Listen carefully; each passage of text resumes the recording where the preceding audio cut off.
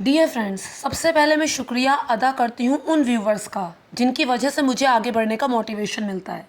Friends, आज हम लोग बात करेंगे नेपाल की हिंसा की।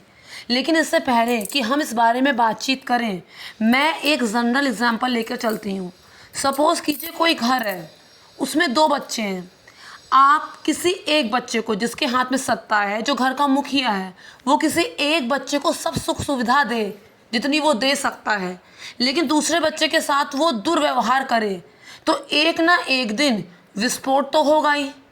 और दिक्कत तब और ज़्यादा बढ़ जाएगी जब जिस बच्चे को अच्छी सुविधा दी जा रही है वो भी इस चीज़ का फ़ायदा उठाएगा, वो भी घर के मुखिया के कंधे पे हाथ रख के दूसरे बच्चे का शोषण करेगा। ऐसे में क्या होगा? ऐसे में यही होगा कि टकराव बढ़ेगा, दुश्मनी होगी या जो कुछ भी होगा। फिर कैसे उम्मीद की जा सकती है कि जो दूसरा बच्चा है, जिसके साथ हमेशा दुर्व्यवहार हुआ है, वो उसके किसी भी सुख दुख में शामिल हो? चलो दुख में शामिल हो भी जाए, धर्म के नाते और इंसानियत के नाते, मानवता के नाते दुख में शामिल हो भी जाए, लेकिन सुख में भला वो क्यों सम्मिलित होगा? अब हम बात करते हैं नेपाल में हिंसा की। तो सबसे पहले एक नाम उभर कर आ रहा है जेन जेड। तो जेन जेड है क्या? फ्रेंड्स, वो बच्चे जो 1997 से लेके 2012 के बीच में पैदा हुए हैं, उन्हें कहा गया है जेन जेड। खास बात क्या है? खास बात ये है कि ये वो बच्चे हैं जिन्होंने पैदा होते ही इंटरनेट, सोशल मीडिया, तकनीकियाँ, ये सब चीज़ें देखी हैं। बल्कि देखी ही नहीं, बल्कि इनको जिया है। वो इनकी सबसे प्यारी चीज़ है, वो इनसे बहुत ज़्यादा जुड़े हुए हैं। एंड सॉरी टू से, इतना वो लोग पढ़ाई से नहीं जुड़े होंगे जितना वो सोशल मीडिया से जुड़े हुए हैं। उनका सबसे कीमती गहना है ये सोशल मीडिया। अब बात करते हैं, हम जेन जेड बोल रहे हैं, तो जेन वाई क्या होगा? जेन वाई वो हैं जो 80 से लेके 97 के बीच में पैदा हुए हैं। और जेन एक्स क्या है? ये वो हैं जो 60 से लेके 80 के बीच में पैदा हुए हैं। ये जो 60 से लेके 80 के बीच में पैदा हुए हैं ना, ये वो जनरेशन है जिसे आप एक तरह से कह सकते हैं कि साइलेंट जनरेशन है, जिसने बहुत सारे परिवर्तन देखे हैं, जिसने बहुत सारे बदलाव देखे हैं। सिर्फ इतना ही नहीं, उन बदलावों को अपनाया भी है, एक तरह से कह सकते हैं कि एडजस्ट किया है। अब हमारे देश में भी तो जब आज़ादी नहीं थी, अंग्रेज़ों का राज्य था, तब क्या था? तब कुछ ऐसे लोग थे जो गर्म दल के थे, वो ज़्यादातर वरिष्ठ थे। और कुछ ऐसे लोग थे जो नरम, मैं आई एम सॉरी टू से, कुछ ऐसे लोग थे जो नरम दल के थे। नरम दल के वो थे जो वरिष्ठ थे, जैसे कि लाला लाजपत राय, जैसे कि गांधी जी। और कुछ ऐसे लोग थे जो गर्म दल के थे, जिनकी एज भी कम थी, जैसे कि भगत सिंह, जैसे कि सुखदेव, जैसे कि राजगुरु, जैसे दुनिया भर के और क्रांतिकारी, ये सब लोग थे। तब अब बात ये आती है कि नेपाल में ऐसा क्या हो गया? नेपाल में ऐसा क्या हो गया कि पूरी तख्ता पलट हो गई? क्योंकि सरकार एक बार जब गिरती है ना, तो दोबारा से उसे उठाना बहुत मुश्किल हो जाता है। एक कंट्रोल होता है सरकार का नागरिकों के प्रति, एक कंट्रोल होता है, एक डेकोरम होता है, एक डर होता है सरकार का। लेकिन जब इस तरह से जेन जेड, जो कोई बहुत बड़ी जनरेशन नहीं है, किसी पॉलिटिकल पार्टी का सपोर्ट नहीं है, ऐसा नहीं कि कोई बहुत ही खास है, नहीं, सिर्फ स्टूडेंट्स हैं, उन सब ने मिलकर उसका तख्ता पलट कर दिया है, तो उसका मतलब सरकार की स्थिति कितनी ज़्यादा दीनहीन है। फाइनेंशियल मिनिस्टर है, उसे दौड़ा दौड़ा के मारा जा रहा है और इनके घरों में आग लगा दी जा रही है। उसका मतलब वहाँ की स्थिति कितनी ख़राब है। ऐसा क्या हुआ होगा? सुख से तो बच्चे ये सब करने आए नहीं होंगे, ऐसा क्या अन्याय उनके साथ हुआ होगा? तो फ्रेंड्स, नेपाल में जो भ्रष्टाचार है ना, वो अपने चरम पर है। एक तरफ तो सरकार कह रही है कि हम लोग बहुत गरीब हैं, हम लोग गरीब देश हैं, हमारे पास इतनी सुख सुविधा नहीं है, इसलिए हम नौकरी नहीं दे पा रहे हैं आम जनता को, सब लोगों को नौकरी उनके मन मुताबिक नहीं मिल रही है। यहाँ तक कि बहुत सारे नेपाली लोग जो कि बहुत ही खुददार होते हैं, बहुत ही मेहनती होते हैं नेपाली लोग, वो अपना देश छोड़ के दूसरे देश में क्यों माइग्रेट हो रहे हैं? क्योंकि वहाँ पे नौकरी नहीं है, पैसा नहीं है। स्थिति तो और भी ज़्यादा बदतर ये है कि कोई सुख से, अपनी मर्जी से, अपनी इच्छा से फ़ौज में भर्ती होना चाहे तो चलो मान लिया, लेकिन वहाँ पे यूएसएसआर की फ़ौज में भर्ती होने के लिए ज़्यादातर नेपाली जा रहे हैं। चलो इसी बहाने हमें पैसे तो मिलेंगे, घर का खर्च तो निकलेगा, हमारे जाने के बाद हमारी जो परिवार वाले हैं वो तो कम से कम सुख से रहेंगे, उनको तो 2 वक्त की रोटी का हम इंतज़ाम करके जाएंगे। ये वहाँ की स्थिति है। लेकिन उसके बावजूद जो वहाँ पे मुट्ठी भर पॉलिटिकल लीडर्स हैं, मिनिस्टर्स हैं, उनके जो बच्चे हैं वो वैसी शान ऑफ शौकत की ज़िंदगी जी रहे हैं कि क्या ही बताएं। चलिए अब देखते हैं कि यहाँ पे कहाँ से शुरुआत हुई थी। फ्रेंड्स, वैसे तो भ्रष्टाचार वहाँ पे इतना ज़्यादा है कि कभी ओरिएंटल घोटाला, तो दुनिया भर के इस तरह के घोटाले सामने आए थे जिसमें हज़ारों करोड़ों का चूना लगा था। वो तो बहुत पहले से धीमी गति से चल ही रहा था, एक तरह से आप कह सकते हैं कि कोल्ड वॉर के जैसे चल रहा था। लेकिन उसके बाद क्या हुआ कि ज़्यादा टाइम नहीं हुआ है, एक मिनिस्टर की बेटी की शादी थी, तो वहाँ पर खूब अंधाधुंध पैसा तो खर्च किया ही गया, खूब एकदम समझ सकते हैं जैसे अंबानी के घर में शादी हो, बिल्कुल उस तरीके से किया गया। इसके अलावा 6 घंटे के लिए ट्रैफिक को रोक दिया गया। अब भाई किसी को नौकरी के लिए जाना है, कोई एम्बुलेंस खड़ी है, किसी की परीक्षा छूट रही है, दुनिया भर की और कंडीशन है, ऐसे में 6 घंटे के लिए ट्रैफिक जाम कर दिया गया। क्यों? क्योंकि एक मिनिस्टर की बेटी की शादी है। तो वहाँ से शुरुआत हुई। अब इसके बाद एक बात ये सामने आ रही है कि वहाँ पे सोशल मीडिया को बैन किया गया। क्यों बैन किया गया?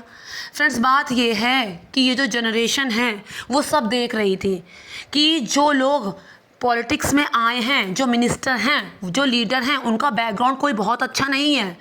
ऐसा नहीं है कि बहुत अमीर परिवार से आए हैं या बहुत पैसा लेकर आए हैं, लेकिन सत्ता में आते ही उनके पास इतना पैसा आ जाता है, इतना पैसा आ जाता है कि अपने बच्चों को पढ़ने लिखने के लिए विदेशों में भेज रहे हैं, जहां सालाना फीस 50 लाख की वो चुका रहे हैं।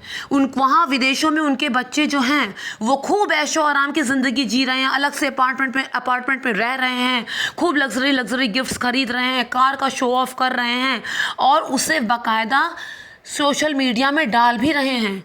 तो फिर क्यों बर्दाश्त करें हम? और इस पर उन्होंने एक मुहिम चलाई सोशल मीडिया के माध्यम से, नेपो बेबीज़, मतलब एक तरह से नेपोटिज्म का ही ये बताया गया है कि जो मुट्ठी भर सत्ता वाले हैं उनके बच्चे तो ऐशो आराम कर रहे हैं और हम यहाँ पे दर दर की ठोकरें खा रहे हैं, नौकरी के लिए तरस रहे हैं, सुख सुविधा के लिए तरस रहे हैं। हम तुम्हें पावर में लाए हैं, ये लोकतंत्र है, तो उसका यही तुम साफ़ सुथरी सरकार रखो, हमारा भला करो। लेकिन हमारा भला करने के बजाय तुम अपने बच्चों के भले में इतने ज़्यादा लगे हुए हो, अपने प्रियजनों के भले में इतने ज़्यादा लगे हुए हो कि तुम्हें बाहर की दुनिया से कोई लेना देना ही नहीं है। रोए चाहे मरे, गाए चाहे हंसे, कोई लेना देना नहीं है। तो ये मुद्दा उठाया गया था सोशल मीडिया के द्वारा, जिससे उनकी सरकार की बहुत बुरी फजीहत हुई थी, खूब फजीहत हुई थी उनकी सरकार की। आप इस चीज़ को डायरेक्ट कैसे रोकें? इसके लिए उन्होंने एक नया हथकंडा अपनाया सरकार ने। उसने कहा कि जितनी भी सोशल ऐप, 26 ऐप को उन्होंने सिलेक्ट किया कि जो 26 ऐप हैं ये तभी यहाँ पर नेपाल में चलेंगी। जैसे इनमें यूट्यूब भी था, इनमें मेटा भी था और इनमें इंस्टाग्राम भी था, इसमें फेसबुक भी था। इस तरह की 26 कुल ऐप थी कि कहा कि ये तभी यहाँ पे चलेंगी जब उनके ऑफिस नेपाल में हो, बाकायदा उन्हें सरकार से साइन कराना होगा।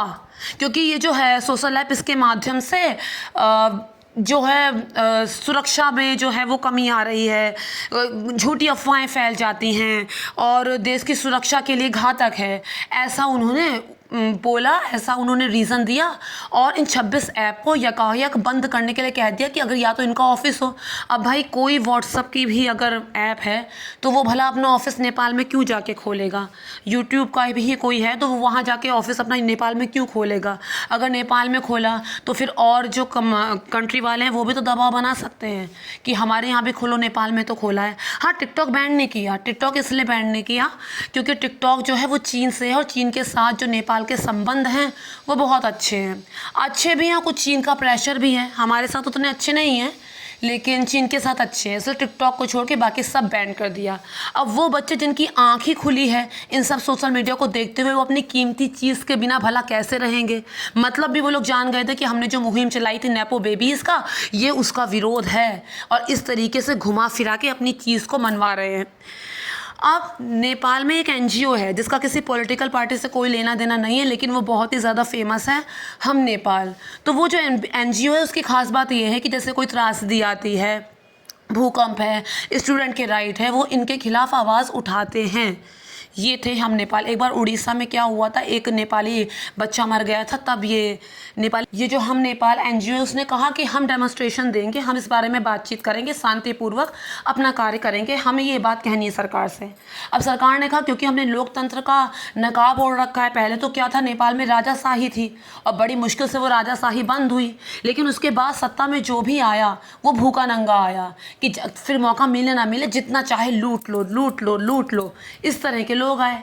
तो उन्होंने सोचा कि अगर लोकतंत्र का मुखौटा हमने लगा ही रखा है तो क्या होगा, कुछ स्टूडेंट ही तो आएंगे, बातचीत कर लेंगे, वो हमारा क्या ही बिगाड़ लेंगे, बातचीत कर लेंगे, सुन लेंगे कि हाँ हम उन्होंने अपनी बात रखी, हम भी कुछ कह देंगे, बाद में देख लेंगे कि क्या माना जा सकता है क्या माना नहीं जा सकता, ऐसा सोचा।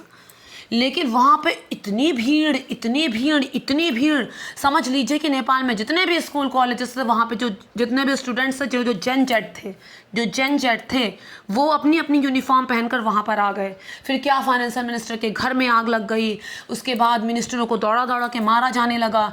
मतलब गवर्नमेंट का अब बिल्कुल से कंट्रोल हट चुका है। और ये भी हम कहेंगे कि 16 साल में 13 बार नेपाल की सरकार गिरी है। आमतौर में 5 साल एक सरकार को टिकना चाहिए, लेकिन नेपाल में ऐसा नहीं हो पाया। अब जिस तरह की चीज़ें होंगी, एक तरफ से इतने सारे घोटाले, हज़ारों करोड़ के घोटाले हो रहे हैं, जो मुट्ठी पर सत्ता वाले हैं वो तो बहुत अमीर होते जा रहे हैं, लेकिन बाकी की जनता जो है भूखों मर रही है, उन्हें मनचाही नौकरी नहीं मिल रही है, तो वो भला ये सब चीज़ें क्यों बर्दाश्त करेंगे। ऐसा नहीं कि पहले नेपाल में ही हुआ, श्रीलंका में भी 3 साल पहले हुआ था, श्रीलंका में भी ऐसा 3 साल पहले हुआ था। और इसके अलावा बांग्लादेश में भी हुआ था। बांग्लादेश में कारण ये था कि जो लोग मुक्ति वाहिनी वहाँ पे बांग्लादेश को आज़ाद कराने के लिए जो लोग अपना सेक्रीफाइस दिए थे, उनके जो बच्चे हैं, उनके जो रिलेटिव्स हैं, उनको नौकरियों में आरक्षण दिया जा रहा था। तो बाकी ने कहा कि भाई हम क्यों सहें, हमें भी आरक्षण मिलना चाहिए, ऐसे तो सबके साथ एक समान व्यवहार होना चाहिए। तो इस पर वहाँ पर हुआ था। और इसी तरह से श्रीलंका में भी एक बार हो चुका है ये।